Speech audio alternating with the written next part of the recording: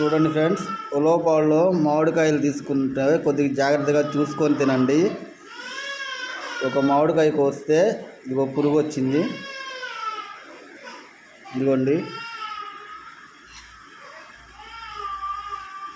మామిడికాయలు తినేటప్పుడు కొద్దిగా చూసుకొని తినండి. ఇగో పురుగులు, ఇగోండి.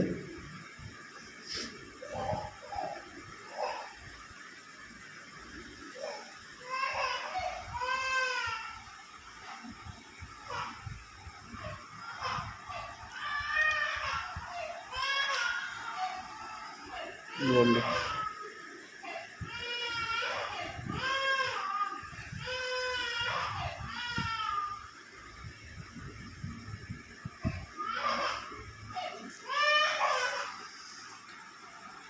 మామిడికాయలు కదా, మామిడికాయలు సీజన్ అని చెప్పి అందరూ మామిడికాయలు కోసుకోకుండా అలాగే కొరుక్కొని తింటుంటారు. అలాంటి వాళ్ళు కొద్దిగా జాగ్రత్త.